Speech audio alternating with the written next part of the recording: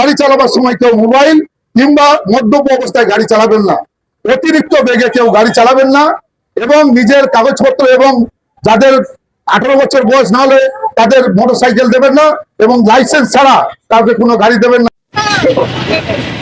এই যে এখানে এসে গেছে, দেখুন একজন এসে গেছে, তিনি চলে গেছেন ওখান থেকে, এসেছে টানতে সঙ্গে নেওয়ার জন্য চলে থেকে, আর তিনি সর্বদা ঘুরে বেড়ায়, মানুষ খুঁজে বেড়ায় যে কার ভুল হলে উনি তুলে নেবেন।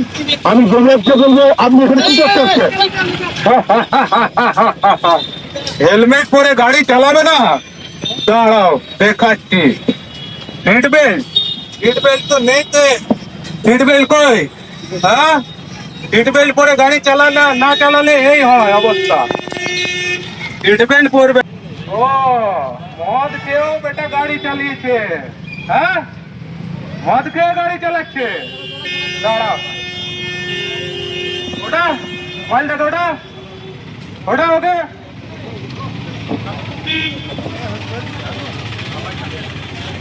एम्बुलेंस डाको।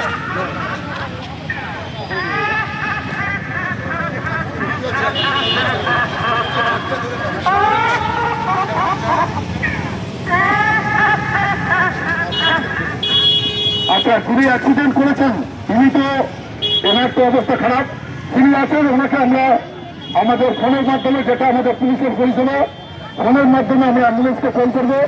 অ্যাম্বুলেন্স আপনি যেখানে তখন চলে আসুন। আমরা এবং আমাদের পুলিশের যারা কর্মীরা আছে, যেটা আমরা করে থাকি জনসেবার জন্য, তাদের অসুস্থ লোককে ব্যক্তিকে দিয়ে আমরা তাকে হসপিটালে নিয়ে যাবো। এই যারা আছে আমাদের ছেলেরা যারা পারবে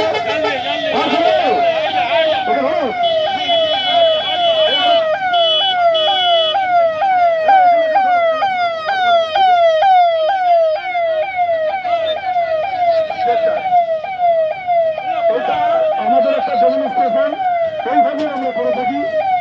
দেখুন এইভাবে যিনি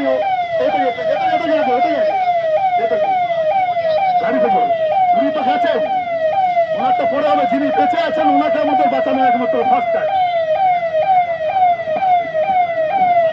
দেখুন টেনে ধরে রেখেছে যাতে ওর সঙ্গে চলে যেতে হয়। আমরা চিকিৎসা করানো দিই, সম্রাট কিন্তু আছে, তাই এলাকার সমস্ত মানুষের কাছে আমাদের একটা অনুরোধ, আপনারা যখন 2 চাকা গাড়ি চালাবেন অবশ্যই হেলমেট চালান, এবং 4 চাকা গাড়ি চালানোর সময় আপনারা কিন্তু অবশ্যই সিগন্যাল লাগাবেন, মোবাইল ফোন ইউজ করবেন না, এবং আপনারা কেউ মদ্যপ অবস্থায় গাড়ি চালাবেন না,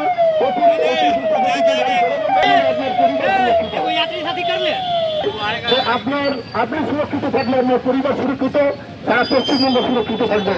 আপনি এটা জানবেন, আপনি একটি গাছ আপনার বাড়িতে যখন পরিবার পরিজন আছে তাদের রক্ষার স্বার্থে আপনাকে বাস্তবে এটা মাথায় রেখে বাচ্চাদের যখন স্কুলে দিয়ে দেবেন তাদেরও হেলমেট পরান।